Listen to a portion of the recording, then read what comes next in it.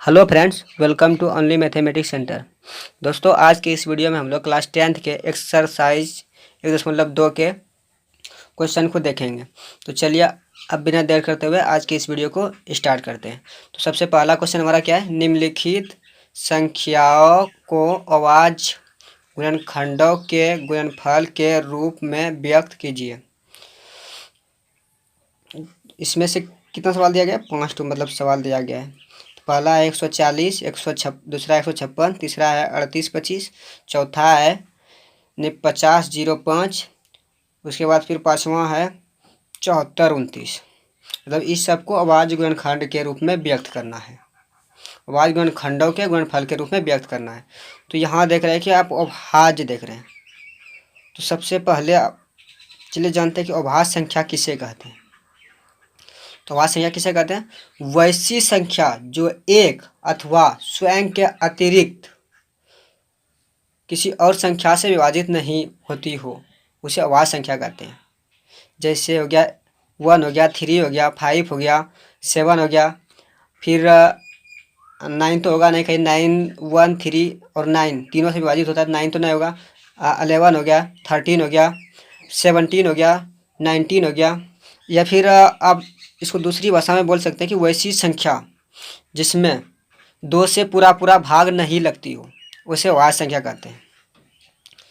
तो चलिए अब अगर हम लोग अभाज्य संख्या के बारे में जान चुके हैं तो इसको सॉल्व करते हैं। देखिए, अभाज्य गुणनखंडों के गुणनफल के रूप में व्यक्त करना है। जैसे कि अभाज्य गुणनखंड के गुणनफलों के रूप में व्यक्त करना है। तो चलिए लोग देखते हैं। पहला हम लोग क्या है? 140 है, ठीक है। तो 140 को जैसे गुणनफल के रूप में इसको व्यक्त करना है, तो आप लोग क्या कीजिएगा? डायरेक्ट इसका एलसीएम निकालिएगा। तो चलिए पहले रफ कर लेते हैं, एलसीएम निकाल लेते हैं। इसका एलसीएम किस तरह निकाला जाता है? पहले छोटी संख्या से खिलाया जाता है, इससे पहले 2 से। तो छोटी संख्या 2 से है, 2 है, 2 से कितना बार में? 70, फिर 2 से 35, फिर 5 से 7 बार में। ये हो गया। अब इसको अभाज्य गुणनखंड के गुणनफल मतलब क्या है? 2 गुना 2 गुना 5 गुना 7 आ गया। अब इसको हम सही से लिख लेते हैं। 2 पर पावर 2, यहाँ 2 बार है, इसलिए 2 पर पावर 2 हो गया। 5 गुना 7, यही हो गया अभाज्य गुणनखंड के गुणनफल के रूप में। इसी तरह हमको लिखना है और भी संख्या को। अब दूसरा क्या है? 156 है दूसरा। उसी तरह इधर रब कर लेते हैं। पहले 156 है, 156 को पहले रब कर लेते हैं। 2 बार में आ जाएगा कितना? 78, फिर 2 बार में कितना आ जाएगा? 39, फिर 3 बार में खाएगा 13, उसके बाद तो फिर नहीं खाएगा। अब क्या आ जाएगा? 2 गुना 2 गुना 3 गुना 13। यहाँ 2 कितना है? 2 ठू, तो 2 पावर 2 हो गया। 3 1 ठू है, 3 पर पावर मतलब 1 दीजिए अथवा नहीं दीजिए, वही है। फिर 13। अगर आप इसको जांचना चाहे तो गुना करके देख लीजिए। 2 दूना 4, 4 तिया 12, अब 12 गुना 13 कितना होता है? 156। अब तीसरा देखते हैं, ये आंसर आ गया।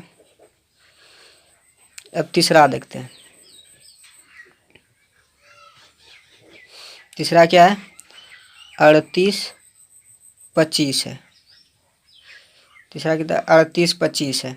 तो 38 25 उसी तरह फिर इधर रैप कर लेते हैं। 38 25 ये तो 2 बार में खाएगा नहीं, क्योंकि यहाँ अंत में 5 है, तो पूरा 2 से मतलब कटेगा नहीं, इसीलिए पहले 3 देखते हैं। 2 के बाद क्या आता है? 3, 3 से देखते हैं। तो 3 से कितना? 12 तिया 36, 2, फिर 7 तिया 21, 1, 3 5 15, फिर 3 से देखते हैं। 4 तिया 12, 25 तिया 75। अब 3 से नहीं खाएगा, अब 5 से। 8 5 40, 5 25, फिर 5 से खिलाएंगे 17 बार में। अब इसको लिखना है, क्या क्या है? 3 गुना 3 गुना 5 गुना 5 गुना 17 है। तो 3 क्या डो है? 2 ठू, 5 की तरह 2 ठू, तो 3 पर पावर 2 गुना 5 पर पावर 2 गुना 17, ये आंसर हो गया। अब चौथा क्या है? 505। उसी तरह आप लोग रैप कर लीजिएगा। तो 14 से खाएगा, चलिए पहले रैप कर लेते हैं। खाएगा 10, इतना हो गया। 7 से फिर खाएगा, 7 एकम 7 हो गया, 7 चौक 28 हो गया, फिर बच गया 2, 7 या 21, फिर 11 से खाएगा, 11 का 11, 11 तिया 33। इसका गुणनफल कितना हो जाएगा? 5 गुना 7 गुना 11 गुना 13, ये इसका गुणनफल हो गया। अब 5वां सवाल मेरा क्या है? 74 29, तो इसका गुणनफल कितना हो गया? 74 29 का कितना हो जाएगा? अब 74 29 गुणनफल है इसका, तो चलिए इसको ट्राई कर लेते हैं कितना। इधर तो छोटी संख्या से खाएगा ना, 10 से प्लस जाना पड़ेगा इसमें। जैसे 13 से पहले ट्राई करते हैं, 17 से ट्राई करते हैं। 17 चौक 68, 6 62, 74 जैसे लिखते हैं। 74 29, 17 बार में 17 चौक 68, 17 तिया 51, 12 11 29, 17 7 19, 7 से फिर कितना 19 से इसे ट्राई करते हैं।